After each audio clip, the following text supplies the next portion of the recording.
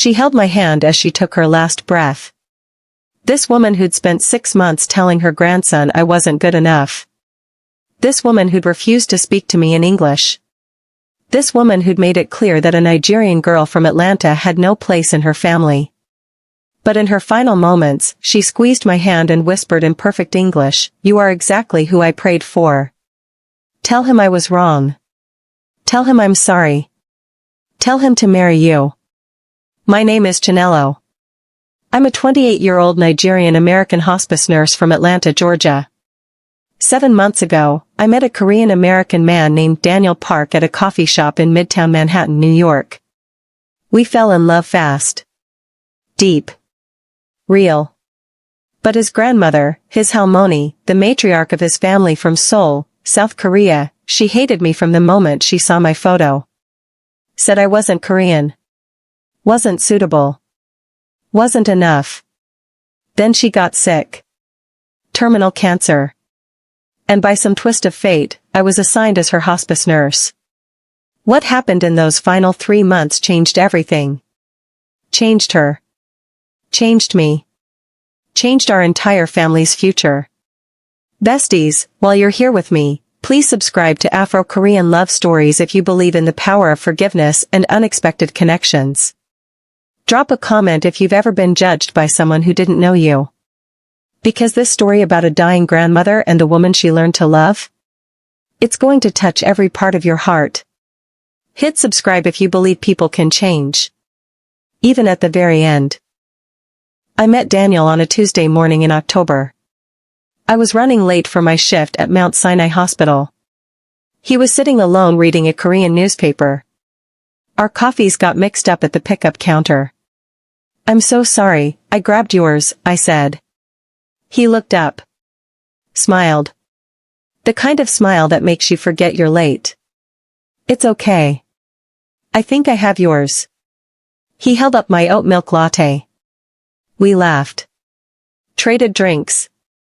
And somehow, that 30-second interaction turned into a 30-minute conversation. Then into exchanging numbers. Then into dinner that weekend. Daniel was a software engineer. Quiet.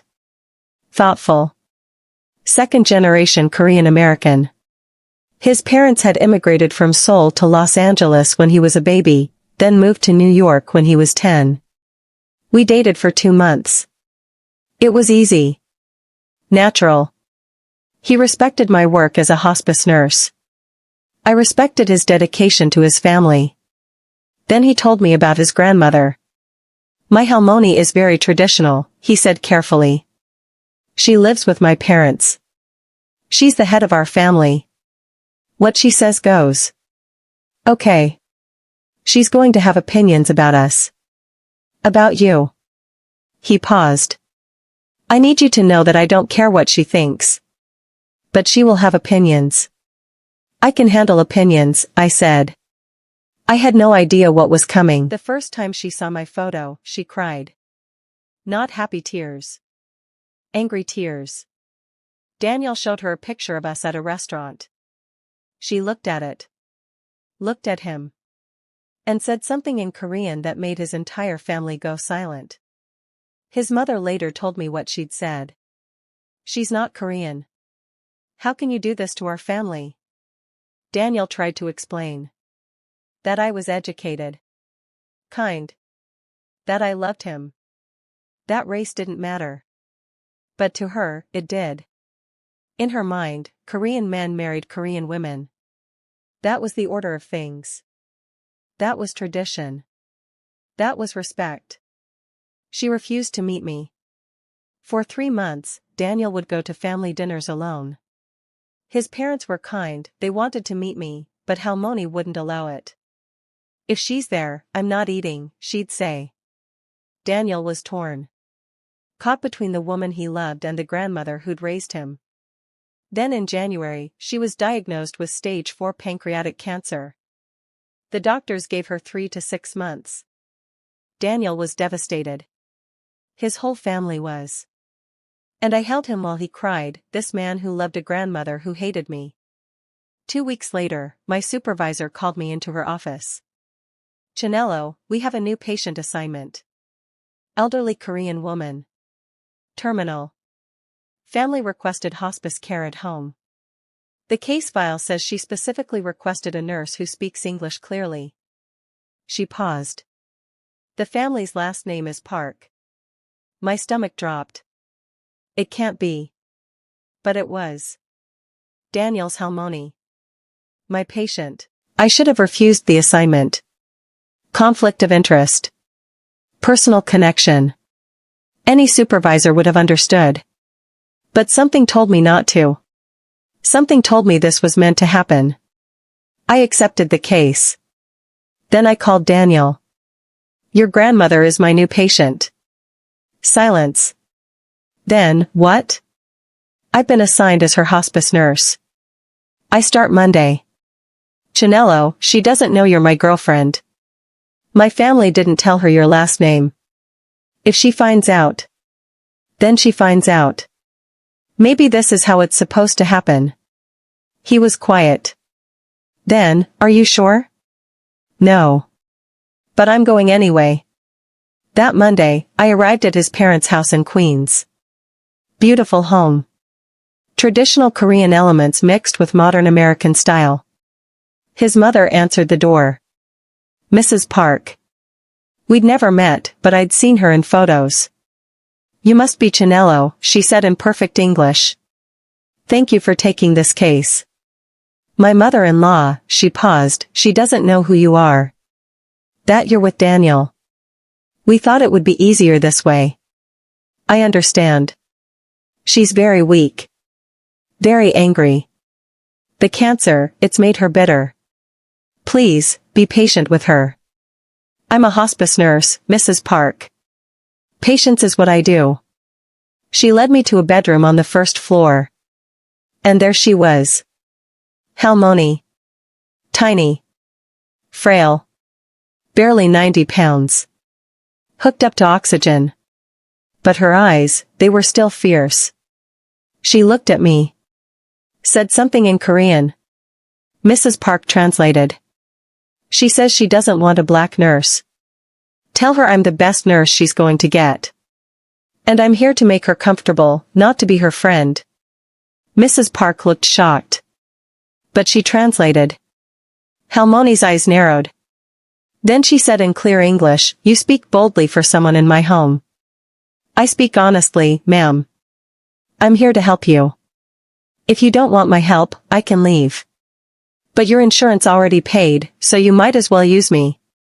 She almost smiled. Almost. The first week was war. She complained about everything. I was too rough. Too gentle. Too slow. Too fast. The medication was wrong. The pillows were wrong. Everything was wrong.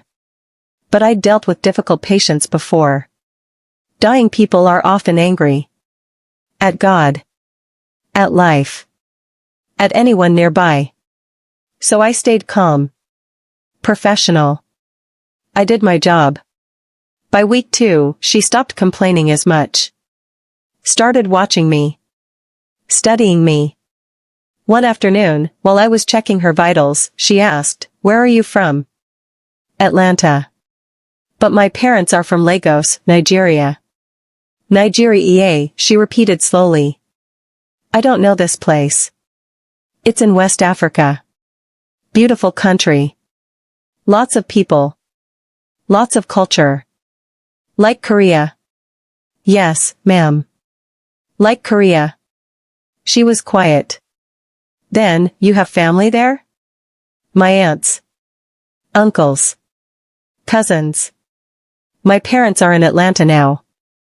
I send money home when I can. Good daughter, she said. Family is important. Yes, ma'am. It is. That was the first real conversation we had. About family. About home. About the things that matter. The next day, she asked me to show her pictures of Nigeria. So I did. Lagos. The markets. The colors. The food. She studied each photo. Your mother, she's beautiful. Like you. Thank you. She cooks? Every day. Jollof rice, egusi soup, puff puff. I don't know these foods. They're delicious. Spicy. Full of flavor. She smiled. Kimchi is spicy too. I smiled back. Maybe they'd get along. Nigerian food and Korean food. Maybe, she said quietly. Maybe. Week 3, she started asking about my life. My work. Why I became a hospice nurse. I told her the truth. My grandmother in Lagos died when I was 16. I was there. Holding her hand. She was in so much pain. No one knew how to help her. I decided then that I wanted to help people die with dignity. Without pain. Surrounded by love. Halmoni was quiet for a long time. Then she said, "You understand death. I understand that it's not the end. It's a transition. My job is to make that transition as peaceful as possible." You're not afraid? Of death? No, ma'am. I'm afraid of people dying alone. Afraid of people dying in pain. But death itself? It's natural. She reached for my hand. Held it. First time she'd touched me without pulling away. You are wise for someone young. I've seen a lot of death, ma'am. It teaches you. What does it teach? That love is all that matters. At the end, nothing else stays. Not money. Not pride. Not tradition. Just love. Her eyes filled with tears. She didn't let them fall. But they were there. Week 4, Daniel came to visit while I was there. We'd been careful, scheduling my shifts when he wasn't around. But this day, he came early. He walked into the room. Saw me. Froze. Chinello? Halmoni looked between us. Confused. You know my nurse? He didn't know what to say. She looked at me. Then at him. Then back at me. And I watched understanding dawn on her face. This is the girl, she said in Korean. This is your girlfriend. Daniel came and knelt by her bed. Halmoni, please don't be angry. She didn't tell me she was your nurse. It was assigned. We didn't plan this. Get out, she said. Halmoni. Both of you. Get out. Ma'am, I started. Out. Daniel looked at me. We left the room. Stood in the hallway. His mother appeared. She knows, Daniel told her. His mother closed her eyes. I'll talk to her. It's over, I said. She'll request a new nurse. I've lost the case and made everything worse. But an hour later, his mother came out. She wants to see Chinello. Alone. I went back in. Halmoni was sitting up. More alert than I'd seen her in weeks. Sit, she ordered. I sat. How long? 5 months. You love him? Yes, ma'am. Why? Because he's kind. Respectful. He makes me laugh. He treats me like I'm valuable. She studied me. Does he know you're his nurse? He knows now. Before today? No. I didn't tell him. I paused, I thought maybe if you got to know me as a nurse first. As a person. Maybe you'd see I'm not trying to hurt your family. She was quiet. Then, you're manipulative. No, ma'am. I'm hopeful. For the next 2 weeks, she didn't mention it. Didn't tell me to leave. Didn't request a new nurse. But she changed toward me. Softer. More open. She started teaching me Korean words. Small things. Hello. Thank you. Grandmother. She told me stories about Daniel as a boy. How stubborn he was. How smart. How he always chose the hardest path because easy bored him. He gets that from me, she said. Park family doesn't quit. I can see that. You don't quit either. I've been terrible to you. You stayed. I'm your nurse. It's my job to stay. No. She shook her head. You stayed because of him. Because you love him enough to face me. Yes, ma'am. I do. She reached for my hand again. This time, she held it tighter. I was wrong, she said. About you. Ma'am? I thought Korean was better. I thought tradition was more important than heart. But you, she squeezed my hand, you have the biggest heart. You take care of a dying woman who hated you. You love my grandson even when his family rejected you. That is not weak. That is strength. I started crying. I couldn't help it. I'm sorry, she whispered. For everything. You are good enough. Better than I deserved. We sat there.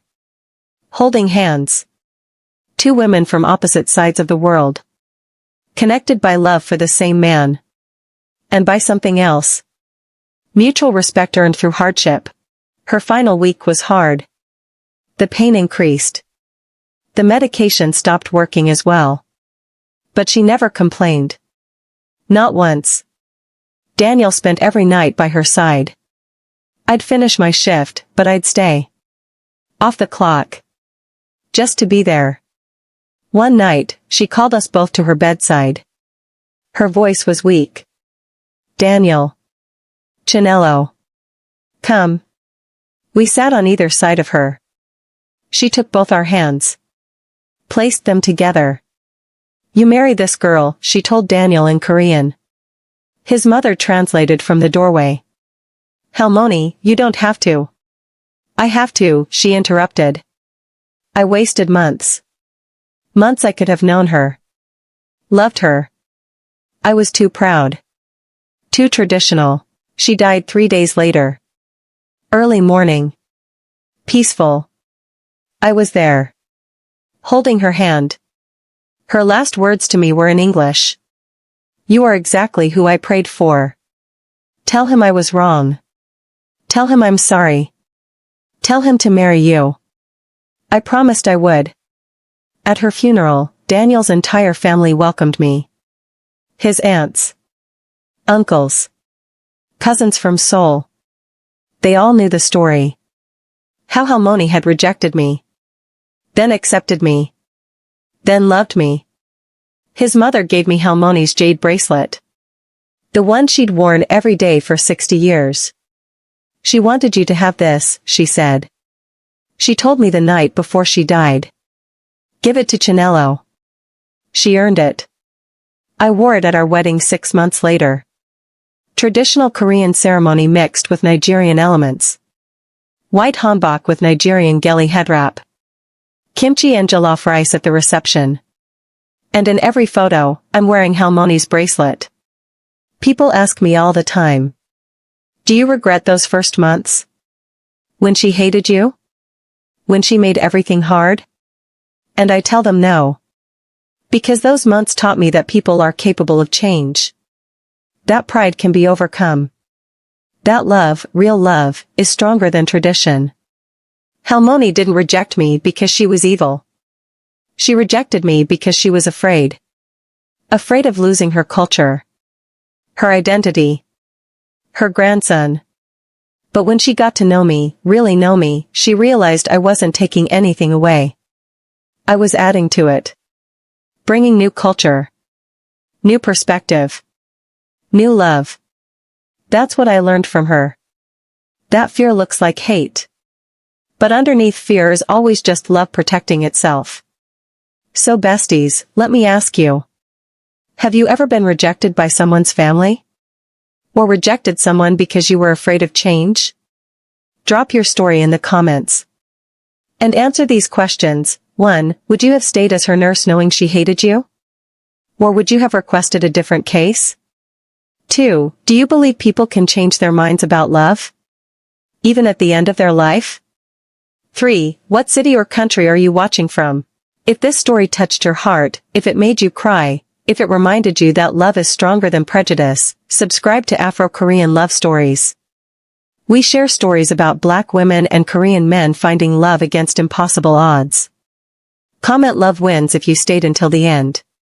And know that wherever you are, whatever family is rejecting you, hearts can change. Even the hardest ones.